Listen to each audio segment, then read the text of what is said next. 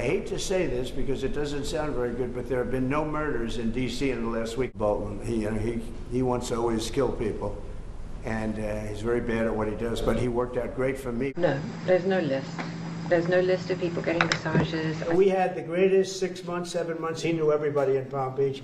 I don't know anything about that. It's a Democrat hoax. It's just a hoax. The whole Epstein thing is a Democrat hoax. So they're going to get blown up because John Bolton is there. The U.S. is deploying missile destroyers to the waters off Venezuela as part of President Trump's efforts to combat threats from Latin American drug cartels. I'll bet on the guy with a gun 100% of the time, right?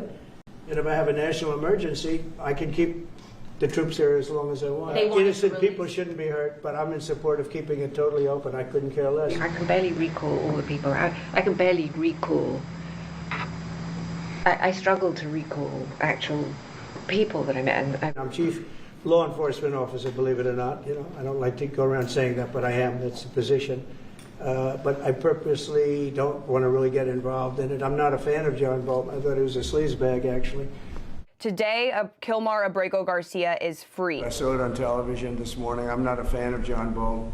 He's a real sort of a lowlife. When I hired him. The government's vindictive attack on a man who had the courage to fight back against the administration's continuing assault on the rule of law. Kilmar Abrego Garcia's attorneys have been told that he could be deported to Uganda within 72 hours. I don't know about it because every time he doesn't talk, he's like a very quiet person, except on television. These drugs from Venezuela have killed more Americans than we've lost in combat in the past 20 years. His freedom may be short-lived. There's no list. There's never been a list. If you can say something bad about Trump, he'll always do that. But he really doesn't talk. He's quiet. He's not a smart guy, but he could be a very unpatriotic guy. I mean, we're going to find out. I know nothing about it. I just saw it this morning. We're going to see if Putin and Zelenskyy will be working together. You know, that's like oil and vinegar. They continue to fight and they continue to kill people, which is very stupid because they're losing 7,000 people now. I used to tell you 5, now they're losing 7,000 people a day. 7,000 people a week. They're losing, think of that, they're losing 7,000 people on average a week, mostly soldiers. So we want to see if we can stop it. I've stopped 7 wars I thought would have been in the middle of the pack in terms of difficulty, and it's turning out to be the most difficult. I think it's highly overrated. So TikTok, as you know, I used TikTok in the campaign. Some young guy named TikTok Jack. Then I won the young people by 36 points. No Republican ever wins the young people, and I won it by a lot. I'm a fan of TikTok. My kids like TikTok. Young people love TikTok. If we can keep it going, good. And we're going to watch the security concerns. And we have buyers, American buyers. And I think the mayor has to get on the ball because we have a situation, and she's a nice woman. But I'll tell you what, she's got to get on the ball. We have, I don't want to see phony numbers. If you have a good asphalt worker, it's the greatest thing you can have, but there aren't too many of them. It's my ambition that when we're complete, we can take everybody out. NBC is run terribly by Comcast.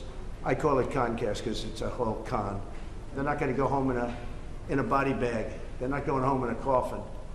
And it's very safe right now. I'll show you beautiful slabs of marble that, for the sake of cleaning and grouting, would look like they got put in yesterday by a top marble smith. Well, I saw the mobilization of about 4,000 folks. I mean, just even looking at these troops, so-called troops, makes me chuckle. And when General Soleimani left Iran, President Trump turned him into hair, teeth, and eyeballs. So I'm pretty sure President Trump backs up his words with action. I'm old enough to remember a good 90s movie, I think, was A Clear and Present Danger. These cartels are a clear and present danger. You might as well call them Al-Qaeda or ISIS. They are an enemy of the United States. If it's going to be a war on drugs, let's live up to that word war. And it should be violent and horrific so it ends quickly. And I applaud President Trump for standing up to protect American lives. That's the top of the presidential list of to-dos is that. I mean, these are 18, 19-year-old young men and women out there on the tip of the spear. And I thank God that we have people like that in this country. Always keep them in your thoughts and your prayers when we send them into harm's way. Definitely keep them in your thoughts and prayers. He will, quote, never walk American streets again. He's been alleged to be an MS-13 gang member. all of which Abrego Garcia denies. Presumably could or maybe did massage somebody. I'm not saying whether they did, like, does he have a funky foot? No, I never heard that. Under the Alien Enemies Act. But when the news broke, ICE admitted it had been a mistake. She said, "We will not stop fighting till this Salvadoran man faces justice and is out of our country." So that's the latest. I settled 7 wars, and actually, if you think about pre-wars, add 3 more, so it would be 10.